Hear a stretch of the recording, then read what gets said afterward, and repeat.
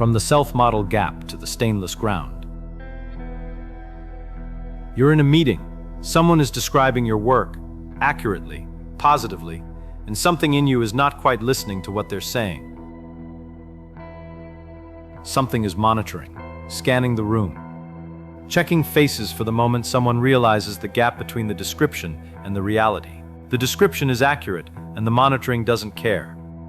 It is watching for the crack, waiting for the look. Nobody looks. The meeting ends. You walk out into the corridor. The monitoring continues.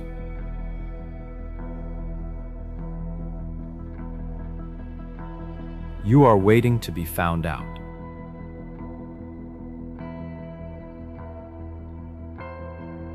Not always, not every moment. But there is a frequency, low, persistent, occupying the background the way a refrigerator hum occupies a kitchen. A monitoring process that runs beneath the professional competence, beneath the social ease, beneath the confident presentation, watching, checking, asking the same question at irregular intervals. Is this the moment they realize you are not what they think you are? This is not self-doubt in the ordinary sense. Ordinary self-doubt questions specific competencies. Can I do this particular task?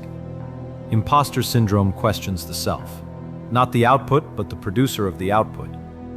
Not the performance, but the performer. Here's what it is made of. The default mode network maintains a continuous self-model, a running representation of who you are, your history, your skills, your social position, your worth relative to others. This model is updated continuously by incoming social data. What people say, how they respond, whether you are included or excluded, praised or corrected. The model is, by design, responsive to social feedback. It needs to be. Social positioning is too important for navigation to rely on fixed assessments. And simultaneously, you are performing, presenting a version of yourself to the world, in the meeting room, in the conversation, in the written work, that is your best construction of what the situation requires. The performance is not dishonest. It is the organism doing what organisms do, showing the face that enables the situation to proceed. The gap between the self-model and the performance is the imposter frequency.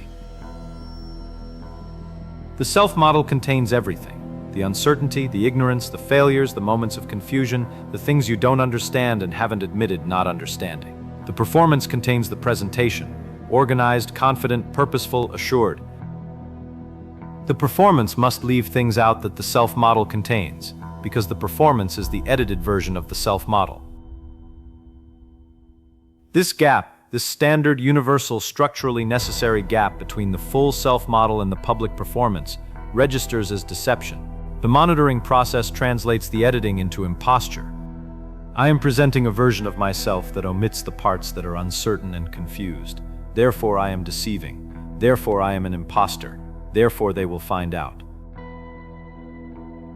You feel most fraudulent precisely because you understand the domain well enough to see its complexity. The novice feels certain, the expert feels exposed.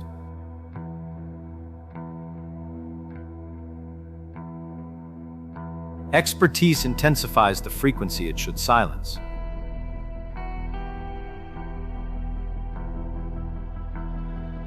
The imposter frequency intensifies exactly as competence increases, not despite increasing competence.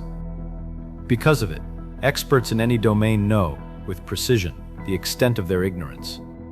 The more you know, the more clearly you can see the edges of what you know, the vast territory of what remains unmapped, the errors you've made and caught and corrected, the ongoing uncertainty. The novice, by contrast, cannot see the edges of their ignorance, and therefore does not experience their ignorance as threatening. The Dunning-Kruger curve runs exactly opposite to the imposter frequency. Peak overconfidence at low competence. Maximum imposter experience at high competence, which means the frequency is loudest in the most capable. The monitoring process works hardest in the people who are least likely to actually be imposters. The monitoring process cannot be satisfied. It was not designed to be satisfied. It was designed to run.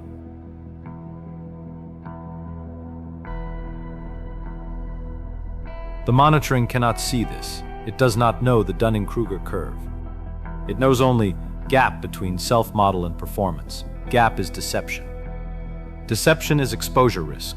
Exposure risk requires vigilance.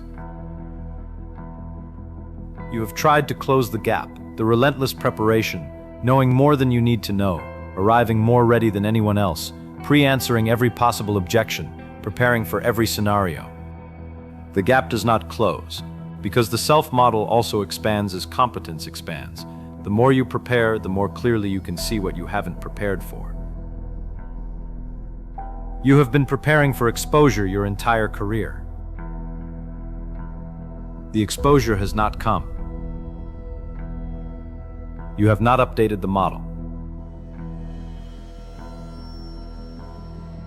You have tried to lower the performance, under-promise, under-deliver, preemptively disclaim.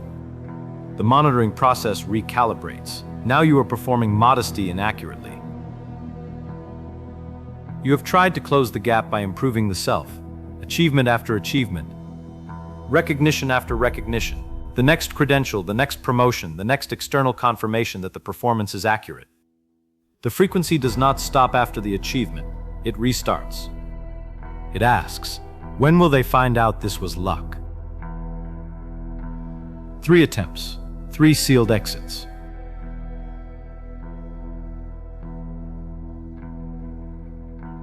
Shankara in the Vivekachudamani, your sense of being a separate processor of experience is a scope error, not a metaphysical fact, but a functional restriction that can be lifted.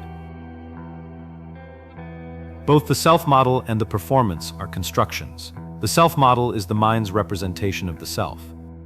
The performance is the self's presentation to others. Both are fabricated, not dishonestly but architecturally, necessarily, by the cognitive systems that produce them.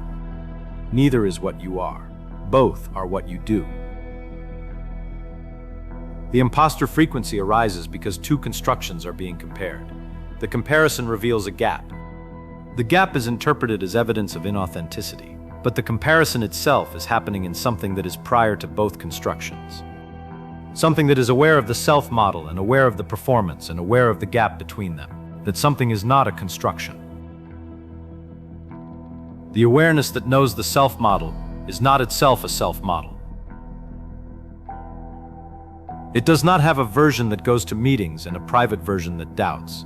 It does not have a presentation and a backstage. It is the awareness that both presentation and backstage appear in. It is not performing. It cannot be found out.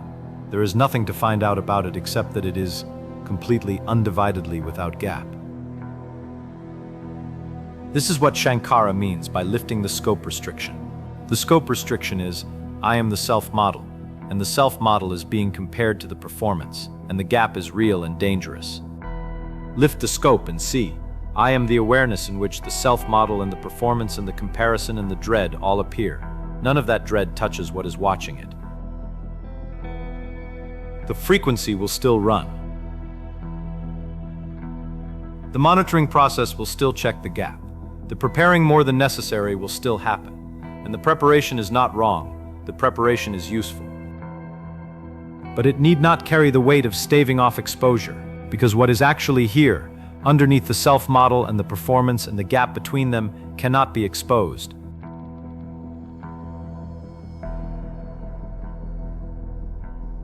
It is already exposed, completely, to itself, always. And it is not an imposter.